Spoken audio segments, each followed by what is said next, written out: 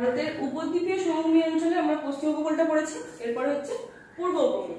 পূর্ব উপকূলটাতে আমরা মোট 3টে স্টেটকে পাবো। প্রথমে হচ্ছে একদম নিচ থেকে দেখলে প্রথমে হচ্ছে তামিলনাড়ু, নেক্সট হচ্ছে অন্ধ্র, একদম শেষে হচ্ছে উড়িষ্যা।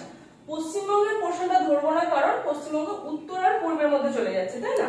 মোট এই 3টেকে যদি আমরা ধরি তাহলে সবার প্রথমে নিচের দিক থেকে আসছে হচ্ছে তামিলনাড়ু উপকূল। এই তামিলনাড়ু উপকূলটা সবচেয়ে ইম্পর্টেন্ট কেন বলছি, কারণ এখান থেকে পরীক্ষায় প্রশ্ন পড়ে করমণ্ডল উপকূল কি নামে পরিচিত, তামিলনাড়ু উপকূল কি নামে পরিচিত, সেটা হচ্ছে করমণ্ডল। কেন এটা ইম্পর্টেন্ট বললাম, কারণ এই অঞ্চলে দুবার বৃষ্টিপাত হয়। মৌসুমী বায়ু যাওয়ার সময় একবার বৃষ্টিপাত ঘটাচ্ছে, মৌসুমী বায়ু ফেরার সময় একবার বৃষ্টিপাত ঘটাচ্ছে। বছরে দুবার বৃষ্টিপাত হওয়ার কারণে এখানে প্রচুর রকমের শস্য উৎপাদন হয় এবং একে বলা হচ্ছে দক্ষিণ ভারতের শস্য ভান্ডার। কি বলা হচ্ছে? দক্ষিণ ভারতের শস্য ভান্ডার। জায়গাটার নাম যাবো কোনখানটাকে বলা হচ্ছে, এটা হচ্ছে অবস্থিত করমণ্ডল উপকূলে, বলা হচ্ছে দক্ষিণ ভারতের শস্য ভান্ডার। কোন জেলা বলতে পারি বা জায়গা বলতে পারি, সেটা হচ্ছে থাঞ্জাভুর। এবং এখানে রয়েছে হচ্ছে কাবেরী নদীর বদ্বীপ অঞ্চল। হয়েছে। নেক্সট আমরা আসবো হচ্ছে অন্ধ্রপ্রদেশ উপকূলটা।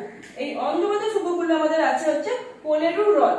এই হ্রদ রয়েছে এবং তার সঙ্গে আছে হচ্ছে কৃষ্ণা ও গোদাবরী নদীর বদ্বীপ অঞ্চল। এছাড়াও আমরা আরেকটা জিনিস পাই, সতীশ ধাওয়ান স্পেস সেন্টার, যেটা অবস্থিত হচ্ছে শ্রীহরিকোটার অন্ধ্রপ্রদেশ। ঠিক আছে।